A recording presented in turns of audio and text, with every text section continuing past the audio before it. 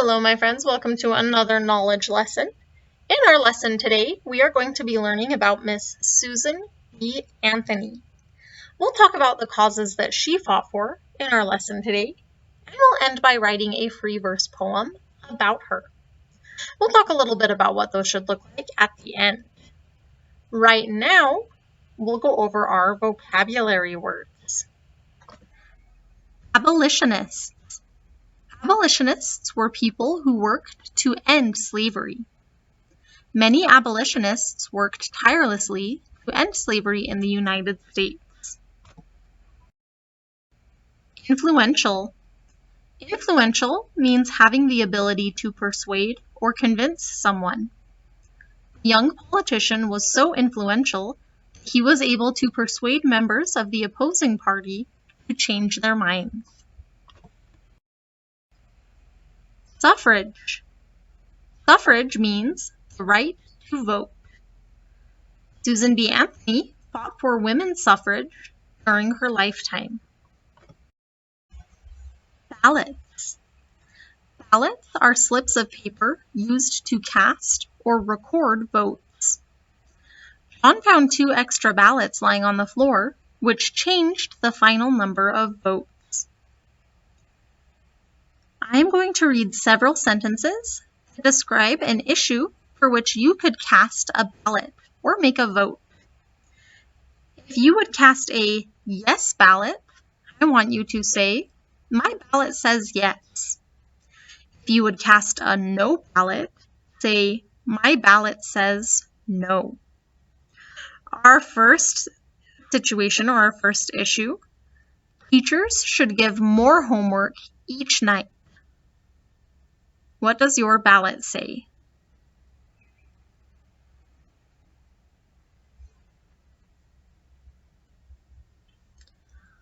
Our class should take a field trip to the zoo.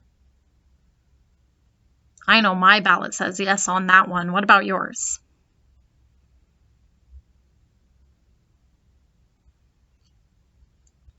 Our next one, children should go to school on Saturdays and Sundays, as well as the other days of the week.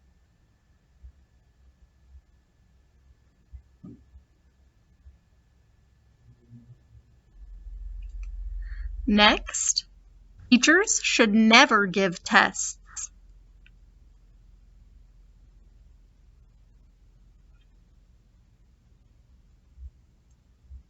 And our last issue, our class should have cookies and milk every single day.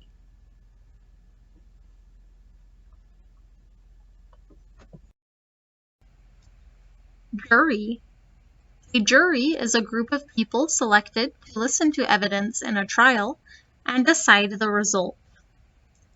The jury was unanimous in its decision that the defendant was not guilty. Susan B. Anthony was born a very long time ago in Massachusetts in the year 1820. When she was a little girl, she did not know that she would grow up and become so influential. But that was to be her destiny. Her family certainly helped to shape the person she was to become. Susan's family was different from many other families. They were Quakers. Quakers are members of a religious group called the Religious Society of Friends. Quakers believe that all people are equal. Susan's family did not judge people based on color or whether they were male or female. In their eyes, everyone was always equal. But a long time ago, when Susan was a young girl, not everyone thought that way. For one thing, many people thought it was more important for boys to be educated than it was for girls or people of color. How would you have felt about that? How would you feel if only boys could go to school? Susan was lucky because her parents did not agree with this view. They wanted their daughter to receive a good education. When Susan was 6 years old, she went to school. One day, a teacher at the school refused to teach Susan a difficult math problem because she was a girl. As a result, her parents decided that Susan should be educated at home. Later, Susan attended a Quaker boarding school near Philadelphia. A boarding school is one where students live at the school rather than go home at the end of the school day. When her parents struggled to pay the fees, however, Susan left school and finished her education at home. Later, she became a teacher. Susan eventually became a headmistress, or the person in charge of a school. Susan worked hard to help her family financially. Susan quickly discovered, though, that female teachers earned less money than male teachers for doing the very same job. When Susan was 29 years old, she left the world of education and settled in her family home. Susan's family was now living near Rochester in New York. It was during this time that she met some very brave people who were trying to abolish or end slavery in the United States. These people were called abolitionists. Secret meetings were held late at night in her family home. Susan became involved too. Her heart began to tell her that it was important that she try to make the world a fairer place. So Susan decided she would join the fight to abolish slavery. A long and difficult journey had begun. In the early days of the Civil War, Susan helped to organize women's groups to speak out about slavery. This was not an easy thing to do. Back then, people did not have computers or cell phones. Susan and her supporters had to travel in horse-drawn carriages and communicate by letter. Newspapers printed many articles that criticized her views and called her a troublemaker. Susan did not care. She was fearless. While the Civil War raged in January 1863, President Abraham Lincoln took an important step toward ending slavery when he issued the Emancipation Proclamation. This proclamation, or statement, announced that the government intended to free all slaves in the United States. This meant that former slaves could make decisions about their own lives and that they could receive money for the work that they did. In December 1865, after the Civil War, slavery was abolished or ended completely. In the next few years after the war, the law was changed so that former slaves became citizens, and male slaves were given the right to vote. Susan was very happy that former male slaves had gained these rights. She was extremely unhappy that women did not have the same rights. The next fight was about to begin. For Susan and many others, they did not want a fight like the kind of violent fights that happen in a war. For them, the fight was one in which they would work hard to end the unfairness that they saw. It might be difficult to believe now, but when Susan was alive, women had very few rights. As you discovered, back then many people did not think that it was important to educate girls. Women had very limited roles or small jobs in their communities. They could attend meetings, but were not allowed to speak in public, hold office, or vote. Women were not allowed to become doctors or lawyers. Few girls stayed in school beyond the 8th grade. Married women could not own property. If they did own property before they got married, they had to turn it over to their husbands after they got married. Susan had hoped that former abolitionists would now support women's rights. She was disappointed to discover that many men who had helped to abolish slavery did not believe that women should have suffrage or the right to vote. Susan was determined to change this view. Susan joined forces with two women named Amelia Bloomer on the left and Elizabeth Cady Stanton on the right. Together, they began to fight for women's rights.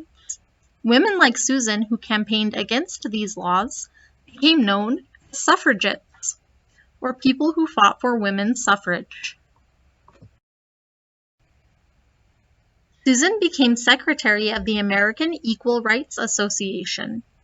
She traveled all over the country by wagon, carriage, and train, speaking for women's suffrage. She organized petitions and clubs, and she wrote newspaper articles. Susan also became publisher of The Revolution, a newspaper dedicated to women's issues. A publisher is a person in charge of the newspaper. Printed on the front page of this newspaper were the words, "Men, their rights and nothing more. Women, their rights and nothing less." Susan invested her own money in the newspaper. Continuing the fight for women's rights, Susan also helped to found, or start, the National Suffrage Association. When Susan ran out of money, she gave up her position at the newspaper and had to find another way to make money. She began to tour the country, speaking to groups that paid to hear her speak. Susan was in her 50s when she took her campaign one step further. She tried to cast her vote for president. Here, the word cast means the act of voting. She and several other women marched into a New York barber shop where male voters were voting. The women held a protest. They demanded the right to vote. The men in charge were unsure of what to do. They were unable to stop the women, so the women finally voted in the election. And so, in 1872, about 50 years before it was legal to do so, Susan and the other women cast their ballots for the President of the United States. 2 weeks later, Susan was arrested and charged with illegal voting.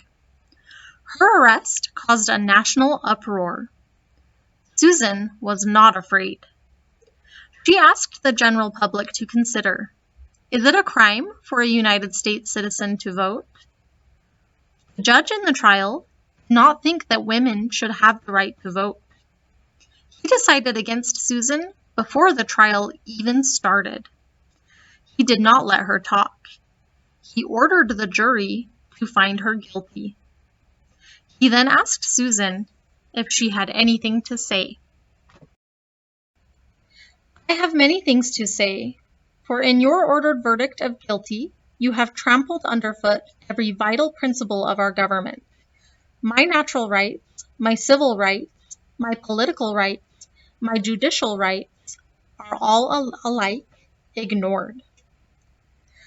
Susan was saying that her rights were being violated, not only because she could not legally vote, but because the judge didn't even let her talk at her own trial. The judge tried to quiet Susan, but she continued to speak. He sentenced her to pay a fine of $100. Susan's only response was to say, "I shall never pay $1 of your unjust penalty." And she never did. By the end of the 19th century, or the late 1800s, people's views about Susan B. Anthony began to change. She had become a national heroine. A heroine is a female hero. Susan continued to travel the country speaking for women's voting rights. Now people couldn't wait to hear her speak. She became president of the National American Women's Suffrage Association, a job she held until the age of 80 when she retired. 6 years later, on March 13, 1906, Susan B. Anthony died in Rochester, New York. She had worked for more than 50 years, half of a century, for women's rights. Although she did not live to see women get the right to vote, when the 19th Amendment to the Constitution passed in 1920, she had helped to make it happen. Remember, our amendments are changes to our Constitution, so eventually an amendment was made that granted women the right to vote. Susan B. Anthony had already died when it was passed. Susan B. Anthony was quite an amazing woman. She was prepared to stand up and fight for what she believed was right. Do you think you would have enough courage to do the same?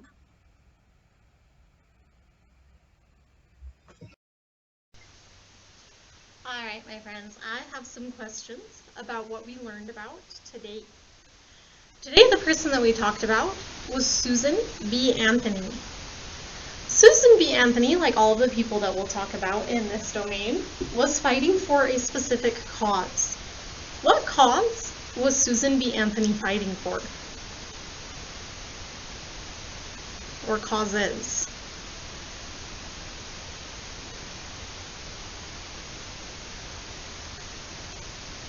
The two causes that we talked about that Susan B. Anthony fought for were the right for women to vote and freedom for all enslaved people. From an early age, Susan B. Anthony believed that everyone should have equal rights. What reason did our narrator give us for this belief? Why did she think that?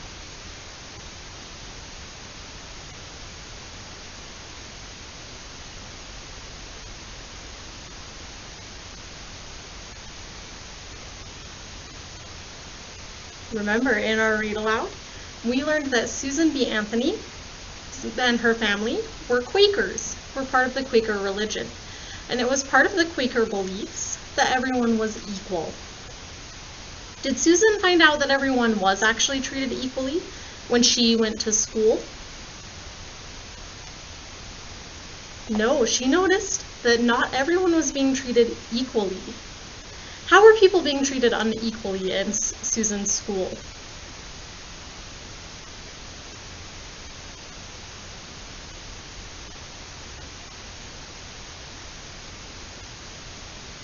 You've got it. She noticed that the boys received more attention and more instruction in the school than girls like herself did. What about when she started teaching? She eventually became a teacher herself. Was she treated equally then?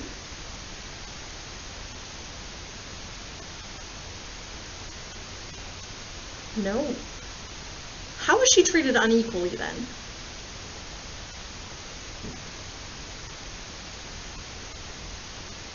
She noticed that even though she was doing the same job as the male teachers in her school, they were being paid more than she was for doing the same job. Susan B. Anthony used her words to help fight for these causes that she believed in. Turn to whoever is helping you today and tell them if you think using those words was a good way for her to fight for those causes, and why or why not.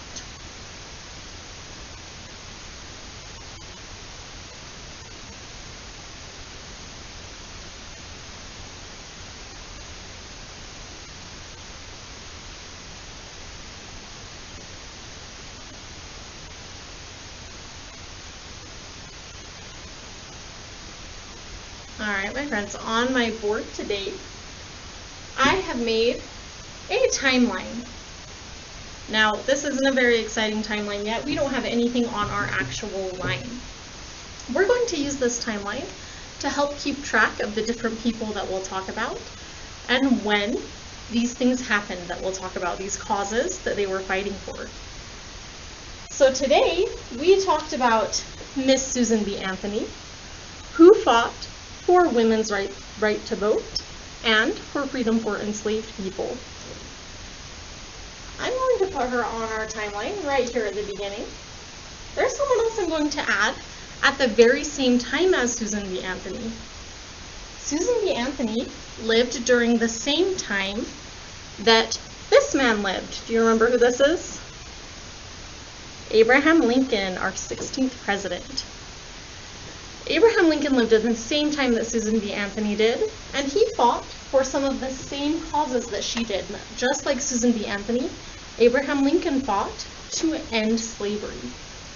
I'm going to put them both on the timeline in that same spot. As we talk about other people who fought for other causes, we will add their pictures to our timeline as well. Now, in our last lesson, we talked a little bit about free verse poetry. Remember, in free verse poetry, the words don't have to rhyme. You don't have to have a certain amount of words on the page. And your poem, your words might even be written in a shape. Today, we are going to write a free verse poem about Susan B. Anthony. Now remember, with free verse poems, you don't even have to write complete sentences for each line. You'll want to think of different thoughts or feelings or emotions that you think Susan B. Anthony felt or that you felt while you were listening to her story. You can put those together in any order in your free verse poem that makes sense to you. So you can do words or phrases or full sentences if you would like to. Free verse poems are called free verse because you are free to have a lot of freedom, a lot of creative freedom. You are free to make a lot of different choices. I'm going to jump on my computer. I'll show you what our planning guide will look like. First, we need to plan. That's always the first step in our writing process, is to plan. So we'll start working on our planning first, and then we'll put our plan together into a poem. I'm going to jump on my computer to show you what that will look like. Your job right now is to make sure you get that PDF open so you can follow along with me as I go over it. All right, my friends, the first thing you'll want to do when you open up the PDF that's attached to this assignment is go over to our hamburger menu and say rotate clockwise. This will make it easier for us to plan our free verse poem. Remember, in a free verse poem, the words do not have to rhyme, and there is no pattern or set amount of words or syllables in each line. Instead, in a free verse poem, the author will use different words to invoke emotion or to state their opinion. Today, we're first going to plan a poem about Susan B. Anthony, who we learned about today.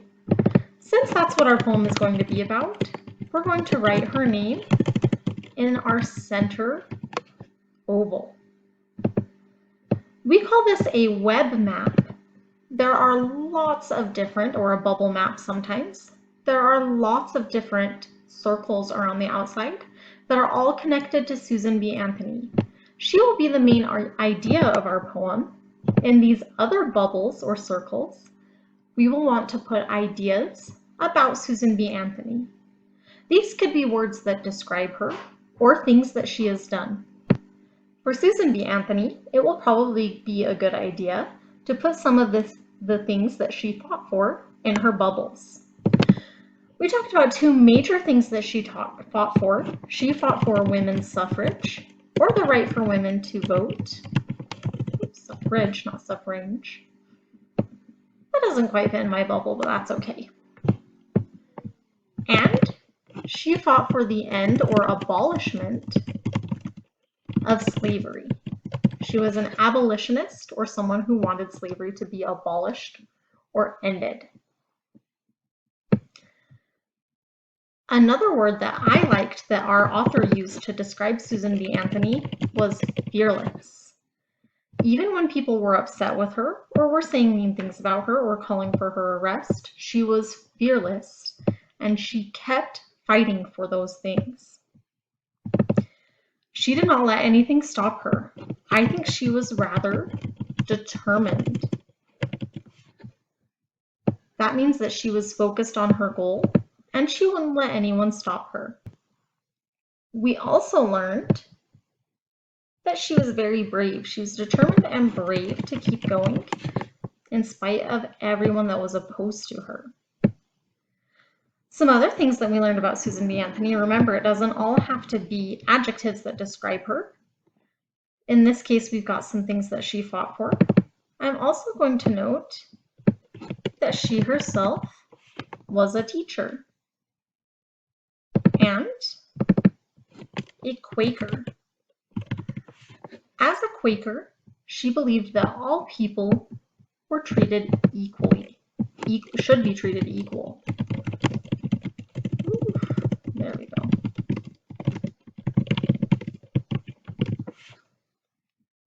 Now your plan might look a little bit different. There might be other things about Susan B. Anthony that stood out to you or that you would like to include in your poem. That's okay. Yours does not have to look exactly like mine. You can include any other things in these bubbles that you would like to.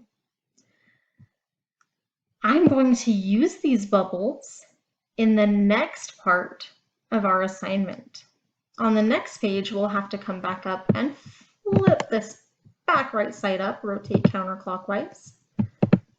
I'm going to use the thoughts and ideas that I put in my bubble map, and I'm going to use them to write a poem about Susan B. Anthony. First, we'll want to come up with a title for your poem. I'm going to call mine Susan B. Anthony, since that's who it is about. You might choose to call yours something different. That's totally fine. The name of the subject of the poem is a good choice for a title, though.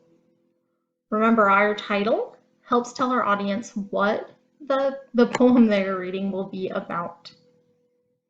Now remember, free verse poems do not have to rhyme. There is not a set number of syllables or words that need to be in each line.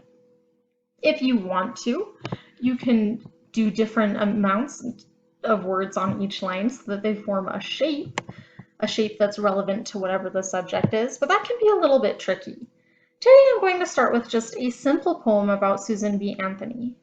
I'm going to think about all of these things that she did, that I admire about her, that I put in my map. To start, I'm going to focus on the causes that she fought for, since that's what we focused on. So she fought for women's suffrage and the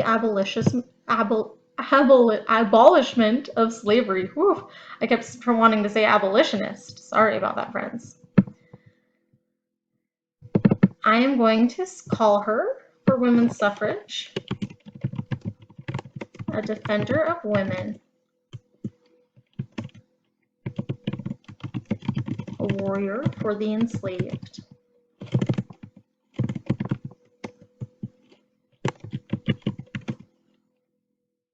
brave, determined. What else did I have? I remembered brave and determined. She believed that all people, including women enslaved, and the enslaved people should be treated equally. She was a teacher. She was fearless. Let's see, I don't have to use all of my ideas, but those are there to help me plan. Brave, determined. Susan knew that all people, even women and those enslaved,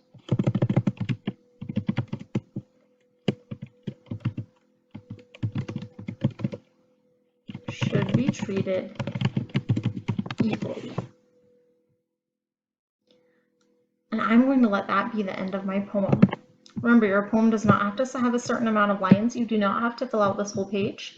You do not have to use every single idea in your bubble map. All right, my friends. It is your turn now to write your own poems about Susan B. Anthony.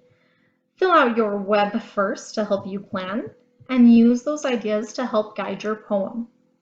Writing free verse poetry can feel a little awkward at first, especially because we've been working so hard on making sure our sentences are not fragments and that they are complete. But again, that does not have to be the case with a free verse poem. We can use phrases or just words. All right, my friends, when you are finished with your poem, go ahead and turn this one in, and you are all done for today.